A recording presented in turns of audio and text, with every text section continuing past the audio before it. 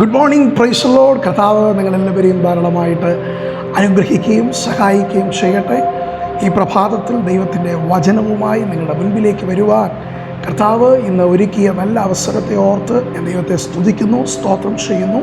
പ്രത്യേകാൽ ഇന്ന് ഓഗസ്റ്റ് മാസം 1-ാം തീയതിയാണ്.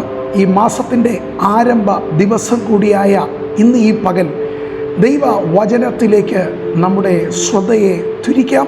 ഈ മാസം നമ്മുടെ ജീവിതത്തിൽ അനുഗ്രഹമാകട്ടെ. ഈ ആഴ്ച നമ്മുടെ ജീവിതത്തിൽ അനുഗ്രഹമാകട്ടെ. ഈ ദിവസം നമ്മുടെ ജീവിതത്തിൽ അനുഗ്രഹമാകട്ടെ. ആമേൻ. തുടർന്നുള്ള മണിക്കൂറുകൾ നമ്മുടെ ജീവിതത്തിൽ അനുഗ്രഹമാകട്ടെ.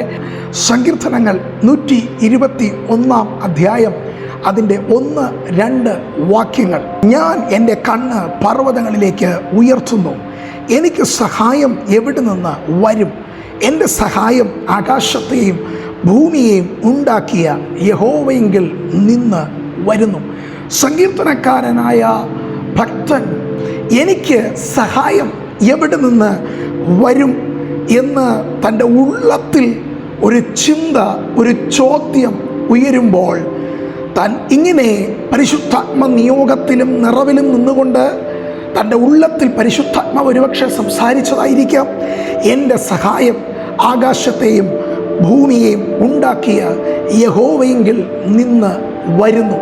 ലൈഫിലൊരു നീഡ് ഉണ്ടാകുമ്പോൾ, ഒരു നീഡ് നമ്മുടെ ലൈഫിൽ വരുമ്പോൾ നമ്മൾ പലപ്പോഴും ചില വ്യക്തികളെ നമ്മൾ പ്രതീക്ഷിക്കും, ചില കുടുംബങ്ങളെ നമ്മൾ പ്രതീക്ഷിക്കും. ഒരു ഫൈനാൻഷ്യൽ നീഡ് നമ്മുടെ മുമ്പിൽ വന്നാൽ നമുക്ക് ഒരു വ്യക്തി നമ്മെ സഹായിക്കുമെന്ന്, ഇങ്ങനെ പലരെയും നമ്മൾ ആശ്രയിക്കുകയും പലരെയും നമ്മൾ പ്രതീക്ഷിക്കുകയും പലപ്പോഴും നമ്മൾ ചെയ്യാറുണ്ട്. എന്നാൽ ഇവിടെ ഭക്തൻ പറയുന്ന വാക്ക് വളരെ വ്യത്യസ്തമാണ്. എനിക്ക് സഹായം ആകാശത്തെയും ഭൂമിയെയും ഉണ്ടാക്കിയ യഹോവ എങ്കിൽ നിന്ന് വരുന്നു.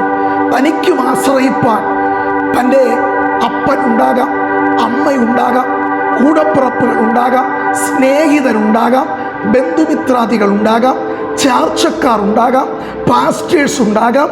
ഒത്തിരി ബന്ധങ്ങൾ ഈ ലോകത്തിൽ ഒരു സഹായത്തിന് വേണ്ടി അപേക്ഷിക്കാൻ, അവൻ കൈനീട്ടാൻ ഒത്തിരി പേരുണ്ടാകാം. എന്നാൽ അവനെക്കുറിച്ചൊന്നും തൻ്റെ ഭക്തൻ ഇവിടെ പറയുന്നില്ല.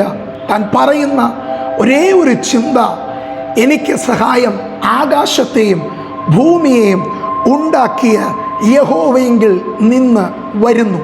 ഇങ്ങനെ പറയാനുണ്ടായ റീസൺ എന്തുകൊണ്ടായിരിക്കാം? ഉൽപ്പത്തി പുസ്തകം 1-ാം അധ്യായം 1-ാം വാക്യത്തിലേക്ക് വരുമ്പോൾ, ആദിയിൽ ദൈവം ആകാശവും ഭൂമിയും സൃഷ്ടിച്ചു. എന്താണ് ഈ വാക്യത്തിൻ്റെ അർത്ഥം? പലപ്പോഴും നമ്മൾ ബൈബിൾ വായിച്ച് ആരംഭിക്കുമ്പോൾ വായിച്ച് വിടുന്ന ഒരു വാക്യമാണ് ഉൽപ്പത്തി 1-ാം അധ്യായം 1-ാമത്തെ വാക്യം. എന്നാൽ ആകാശവും ഭൂമിയും ഉണ്ടാക്കിയ യഹോവയെക്കുറിച്ച് അഥവാ ദൈവത്തെക്കുറിച്ച് 121-ാം സങ്കീർത്തനം 1-ാം വാക്യത്തിൽ എന്നെ ആർ സഹായിക്കുമെന്ന് ചോദിച്ചതിന് മറുപടിയായി 2-ാം വാക്യത്തിൽ ആകാശവും ഭൂമിയും ഉണ്ടാക്കിയ യഹോവയെങ്കിൽ നിന്ന് എനിക്ക് സഹായം വരുന്നു എന്ന് പറയാനുള്ള കാരണം, ഉൽപ്പത്തി 1-ാം അധ്യായത്തിൽ ഒന്നുമില്ലായ്മയിൽ നിന്നും ശൂന്യതയിൽ നിന്നും ആകാശത്തെയും ഭൂമിയെയും ഉണ്ടാക്കിയ ദൈവമാണ് കാണുന്നത്. 121-ാം സങ്കീർത്തനത്തിൽ തൻ്റെ ഭക്തൻ പറഞ്ഞതും അതുതന്നെയാണ്. ഒന്നുമില്ലായ്മയിൽ നിന്നും സകലത്തെയും വിളിച്ചു വരുത്താൻ കഴിവുള്ള ദൈവത്തിന്, ഒന്നുമില്ലായ്മയിൽ നിന്നും ആകാശത്തെയും ഭൂമിയെയും ഉണ്ടാക്കാൻ കഴിഞ്ഞ ദൈവത്തിന്, ഒന്നുമില്ലായ്മയിൽ നിന്നും ആമേൻ സകലത്തെയും സൃഷ്ടിച്ച ദൈവത്തിന് എന്നെ സഹായിപ്പാൻ കഴിയുമെന്ന് ഈ പകൽ ഞാൻ വിശ്വസിക്കുന്നു. ഈ പ്രഭാതത്തിൽ ദൈവത്തിൻ്റെ വചനം കേൾക്കുന്ന ദൈവത്തിൻ്റെ പൈതലേ, നിന്റെ ഉള്ളത്തിലും ഈ ധൈര്യം വരട്ടെ, ഈ പ്രത്യാശ വരട്ടെ, ഈ ഉറപ്പ് നമ്മുടെ ഉള്ളിൽ വരട്ടെ. എന്താ? ഒന്നുമില്ലായ്മയിൽ നിന്നും സകലത്തെയും വിളിച്ചു വരുത്തിയ ഒരു ദൈവത്തെയാണ് ഈ ഞാൻ സേവിക്കുന്ന, നാം സേവിക്കുന്ന നമ്മുടെ ദൈവം. അതുകൊണ്ട് ജീവിതത്തിൽ സഹായിപ്പാൻ ആരുമില്ല എന്ന്, അവൻ അപ്പനില്ലെന്ന്, അമ്മയില്ലെന്ന്, കൂടപ്പിറപ്പുകളില്ലെന്ന്, സ്നേഹിതരില്ലെന്ന്, ചാർച്ചക്കാരില്ലെന്ന്, ആരുമില്ലെന്ന്, എന്നെ ആർ സഹായിക്കുമെന്ന് ചിന്തിച്ച് ഭാരപ്പെടുന്ന നിന്റെ ജീവിതത്തിലെ നിന്റെ ഒന്നുമില്ലായ്മയിൽ നിന്നെ സഹായിപ്പാൻ ഇറങ്ങി വരുന്ന ദൈവമുണ്ട്. ആ ദൈവത്തിൻ്റെ സാന്നിധ്യവും ആ ദൈവത്തിൻ്റെ കൃപയും ഇന്നത്തെ ദിവസം നിന്റെ ജീവിതത്തിൽ ഉണ്ടാകുവാൻ പോകുന്നു. ദൈവം നിന്നെ ധാരാളമായിട്ട് അനുഗ്രഹിക്കട്ടെ. ഞാൻ ഒരു വാക്ക് നിങ്ങൾക്കായി പ്രാർത്ഥിക്കുന്നു. നല്ല ദൈവമേ, സ്വർഗീയ പിതാവേ, ഈ പ്രഭാതത്തിൽ അതോടൊപ്പം ഓഗസ്റ്റ് മാസത്തിൻ്റെ 1-ാമത്തെ ദിവസമായ ഈ പകൽ അങ്ങയുടെ സന്നിധിയിൽ ദൈവവചനം ശ്രമിക്കുന്ന അങ്ങയുടെ മക്കൾക്ക് വേണ്ടി പ്രാർത്ഥിക്കുന്നു. ദൈവം ധാരാളമായി അവരെ അനുഗ്രഹിക്കേണ്ടതിനായി പ്രാർത്ഥിക്കുന്നു.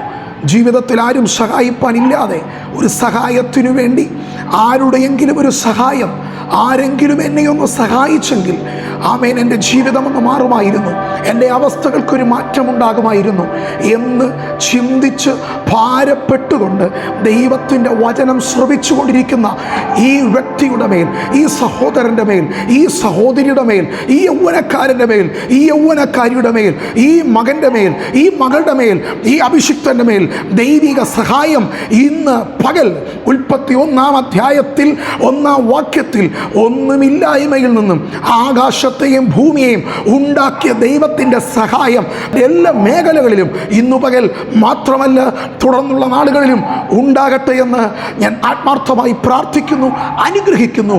ദൈവം ധാരാളമായി തൻ്റെ മക്കളെ അനുഗ്രഹിക്കുമാറാകട്ടെ. ആമേൻ, ആമേൻ. God bless you. ദൈവം നിങ്ങളെ ധാരാളമായി അനുഗ്രഹിക്കുമാറാകട്ടെ. ആമേൻ, ആമേൻ.